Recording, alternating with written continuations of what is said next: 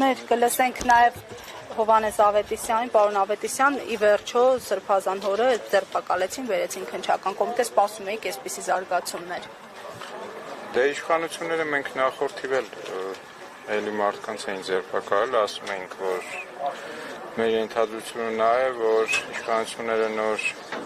լիճումների են պատրաստում գնալ եւ վախում են մարդկանց անհնազանդությունից եւ հետեւաբար կանխարգելիչ գործողություններ են անում։ Մեր ենթադրությունը շարունակում է մնալ նույնը եւ կարծում եմ սա հենց այս գործողությունները էլի շարունակությունն են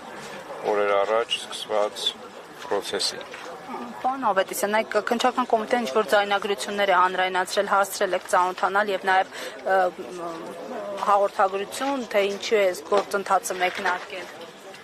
Ինչ տպավորություն եք, եթե հասցրել եք ծանոթանալ։ Տեսեք, ես եթե չգիտեմ նույն ձայնագրությունների մասին ենք խոսում, թե չէ, 1-2-ը որ լսել եմ, ասենք այնտեղ այնպիսի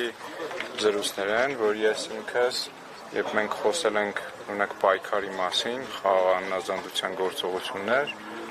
դրանում օրինակ այդտեղ փողի թեմա է շրջանառվում, մեկում լսել եմ, որ ինչ-որ մարդկանց փողեր տան, գնան եսի ինչեր անեն, ասենք իմ ներկայությամբ երբևէ ոչ մեկ նման զրույց չի արել, այսինքն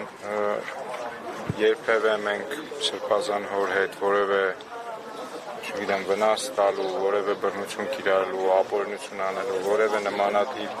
զրույց չի եղել։ Հետևաբար իմ ենթադրությունը էլի նա է, որ դրանք օրինաց ձայնագրություններ են, իրականությանը չհամապատասխանող, զուտ նրա համար, որ նմանատիպ գործողություններ իրականացնեն։